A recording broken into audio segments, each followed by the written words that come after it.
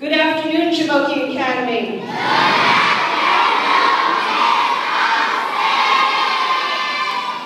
Now I have to start by saying I have a little disappointment.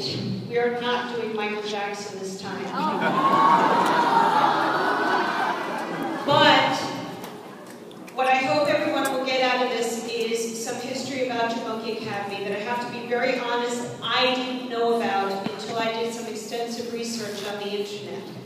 So, this presentation, in planning it, I wanted to know the reasons why Thelma Dickerson started Jumoky Academy and to be able to share that knowledge with all of our students. No one just wakes up one morning and says, I want to start a school. I knew events must have led up to the creation of Jumoky Academy. My students and I now present a short docudrama of these events. My students earn the role of teacher of the day in my classroom.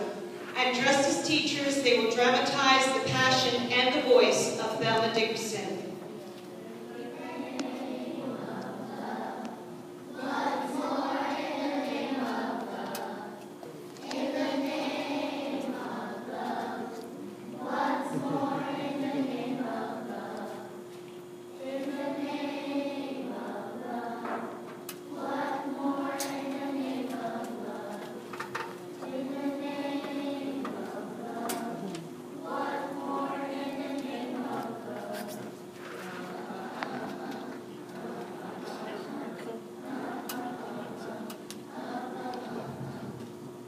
The Sheff versus O'Neill case began in 1988 because parents were concerned that the public schools in Hartford were separating students through racial segregation. In the years while Sheff versus O'Neill was being argued, Thelma Dickerson became more and more involved in the achievement gap in Hartford. As first a member, then a vice chairperson, and then the chairperson of the Hartford Board of Education, Thelma used a strong voice to deliver hopeful and determined plans for equal education. Mrs. Dickerson. We already don't have enough money to buy books and supplies for our school children, and putting more money in staff pay will give less to our children. It's about time we give the children a raise.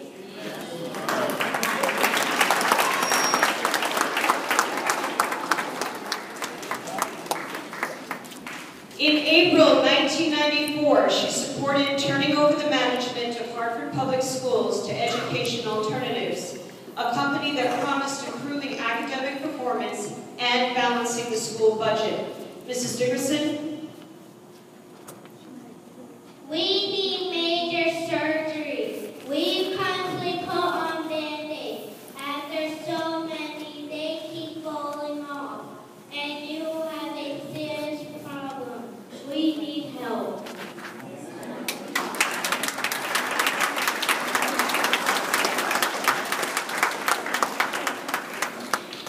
A year later, the paint on the front doors of Hartford High School was still chipped and peeling. The school library was bare.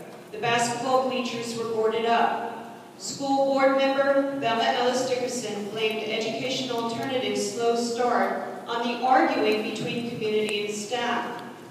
With the election coming in November, Thelma knew voters would vote against her because they could not see improvement. Mrs. Dickerson.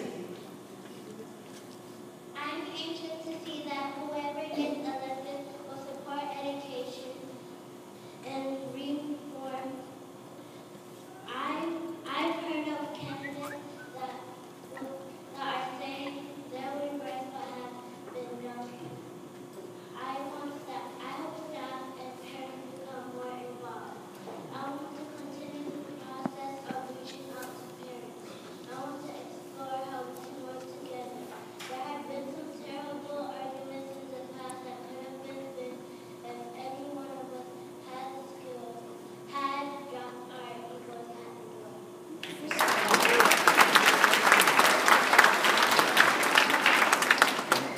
After an angry public hearing about the future of Hartford's public schools, the City Board of Education voted to slow down the Education Alternatives plan. At the center of the argument was the board's president, Thelma Ellis Dickerson, who argued that the teachers were uncaring and overpaid. Parents who spoke were almost all opposed to educational alternatives, and many of them were extremely emotional about it. Teachers responded by waving anti-educational alternative signs and shouting. Thelma had to bring order to the room. Mrs. Dickerson? We are being very rude to each other. I don't care what side you're on. Respect each other.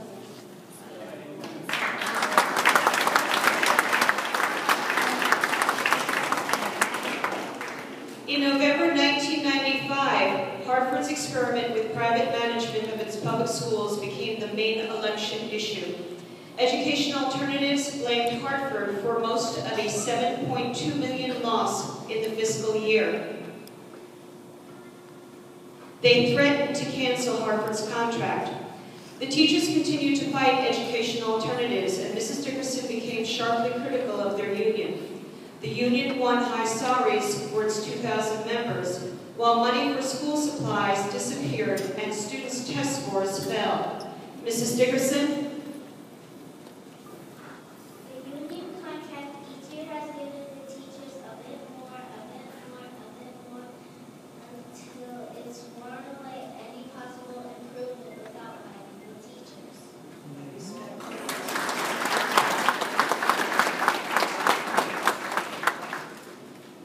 By May 1996, Hartford abandoned the experiment with educational alternatives management of its public schools.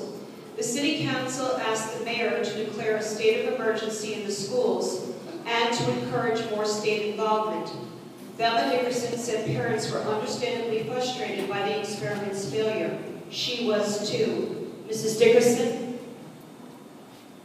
Our students are not receiving education equal to what the Board of Education spends.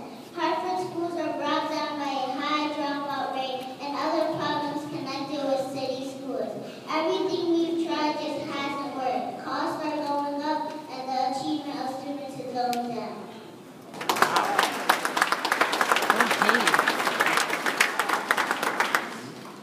On July 9, 1996, the Connecticut Supreme Court ruled that the state had an obligation to provide Connecticut school children with an equal education. The court further concluded that school districts based upon town and city boundary lines is unconstitutional. The court blamed the statute that created school districts by town lines for the racial segregation in schools.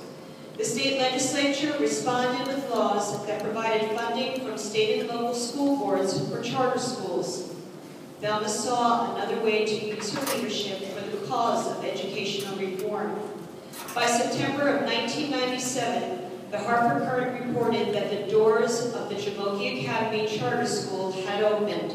Mrs. Dickerson?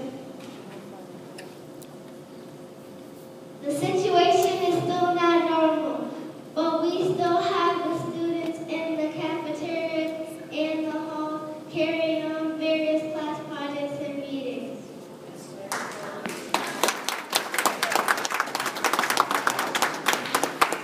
Within months, Thelma Ellis Dickerson had the students and their families join with her motto, "Respectful, responsible, and ready to learn at all times."